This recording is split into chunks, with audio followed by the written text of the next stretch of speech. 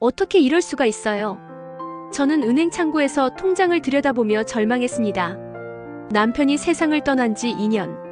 병원비로 모든 재산을 다 써버렸고 이제 남은 건 월세도 못 낼 정도의 빚뿐이었습니다. 50대 후반의 나이에 할 수 있는 일이 뭐가 있을까요?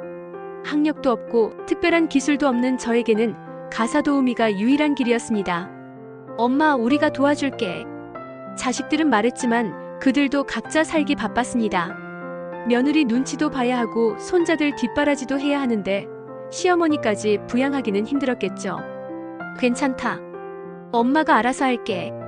저는 자존심을 지키고 싶었습니다.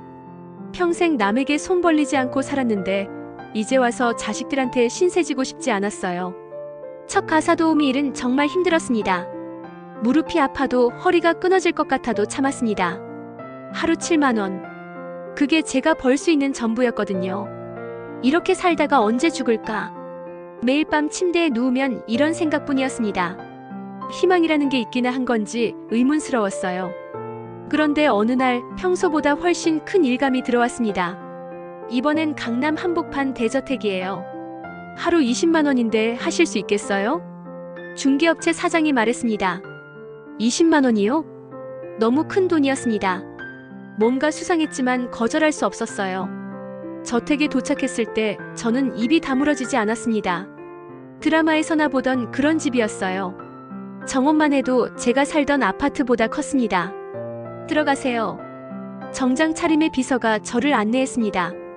집안은 더욱 화려했어요. 값비싼 그림들, 수정 샹들리에, 대리석 바닥. 모든 게 제 세계와는 다른 것들이었습니다. 청소는 2층부터 시작하시고 특히 서재는 조심해서 하세요. 가정부가 지시했습니다. 저는 고개만 끄덕였어요. 2층 서재에 들어간 순간 저는 소름이 돋았습니다. 벽 한쪽 가득 신문 스크랩이 붙어 있었는데 모두 경제 기사들이었어요. 그리고 중앙에 큰 사진 하나. 윤석재 회장 업계 최연소 재계 서열 3위 등급. 그 사진 속 남자의 차가운 눈빛이 저를 관통했습니다. 뭐 하는 짓이오?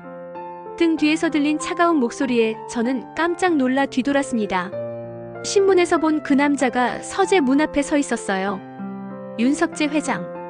키 185cm의 건장한 체격, 날카로운 눈빛, 그리고 사람을 얼어붙게 만드는 차가운 아우라. 죄송합니다. 저는 손에 들고 있던 걸레를 떨어뜨렸습니다. 내 서재에 누가 들어오라고 했소? 가정부님이 청소하라고. 가정부가? 미영이가? 그는 인터폰을 눌렀습니다. 미영씨, 내 서재 청소는 누가 하라고 했소? 아, 회장님. 새로운 분이 워낙 꼼꼼하셔서. 다시는 이런 일 없도록 해. 그는 차갑게 말하고는 저를 째려봤습니다. 당신 이름이 뭐예요? 김혜정입니다. 김혜정씨, 내 개인 공간에는 들어오지 마시오. 이해했소? 네. 그의 목소리는 명령조였습니다. 하지만 저는 뭔가 이상한 걸 느꼈어요. 화는 내고 있지만 악의는 없어 보였거든요. 며칠 후 저는 1층 거실을 청소하고 있었습니다. 그때 현관문이 열리며 회장이 들어왔어요. 평소보다 일찍 온 것 같았습니다. 수고하시오.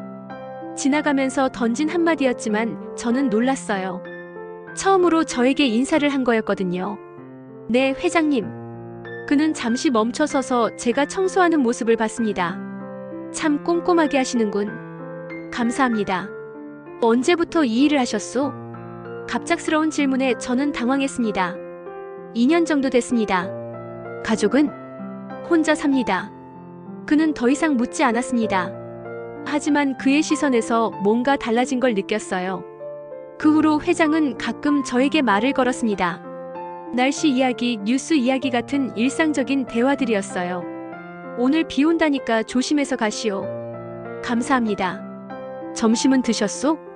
네, 먹었습니다. 짧은 대화들이었지만 저에게는 소중했습니다.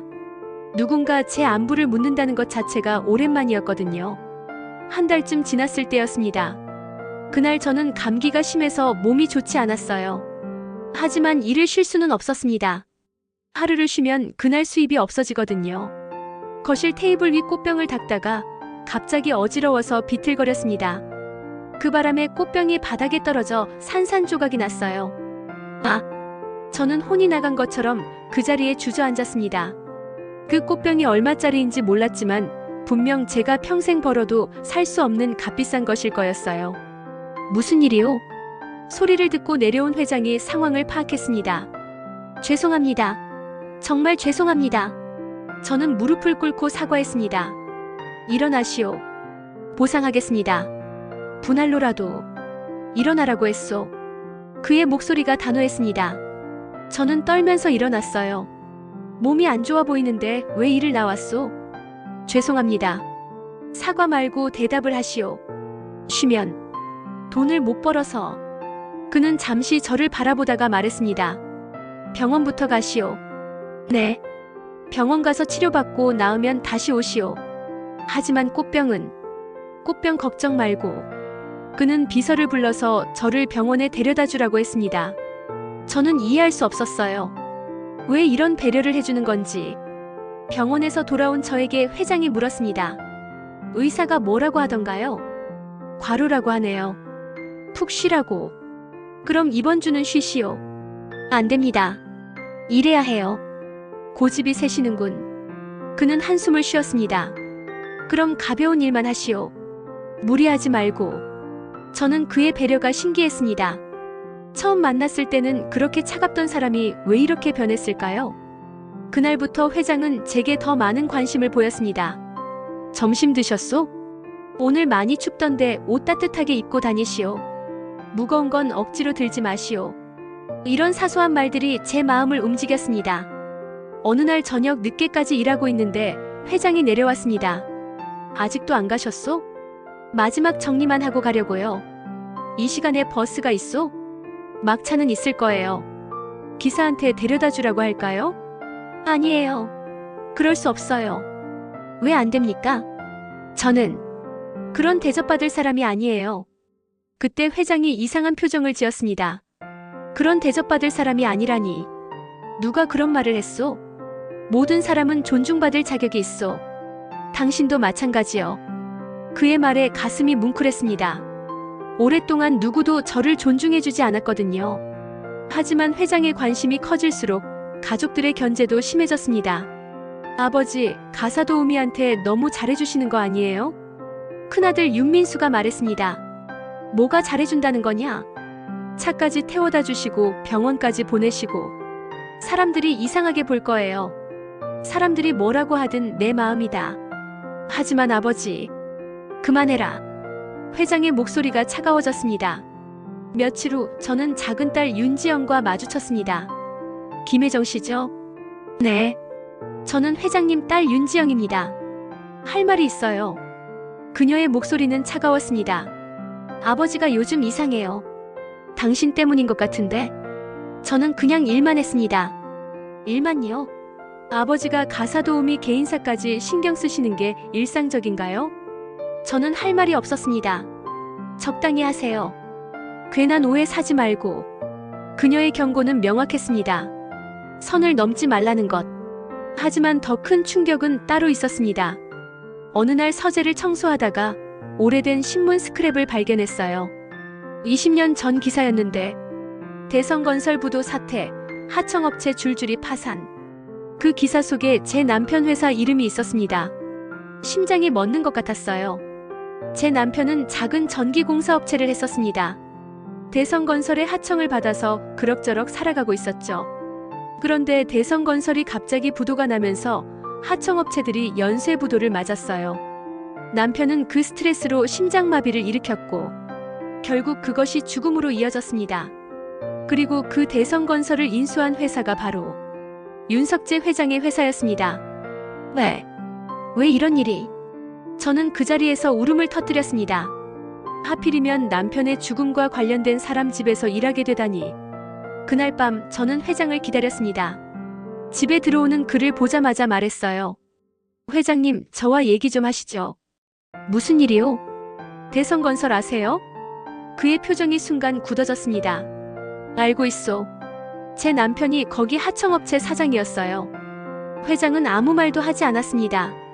당신 때문에 제 남편이 죽었어요. 저는 울면서 소리쳤습니다. 당신이 대성건설을 인수할 때 하청업체들은 생각도 안 하셨죠? 그 사람들이 어떻게 될지는 관심도 없으셨죠? 회장은 여전히 말이 없었습니다. 다만 그의 얼굴이 창백해졌어요. 미안. 하오. 그가 어렵게 입을 열었습니다. 미안하다고요? 그걸로 끝이에요? 그때 몰랐소. 하청업체들이 그렇게 될 줄은. 몰랐다고요? 당신 같은 사람이 몰랐다고요? 저는 분노로 떨고 있었습니다. 나가겠습니다. 다신 이 집에 오지 않을 거예요.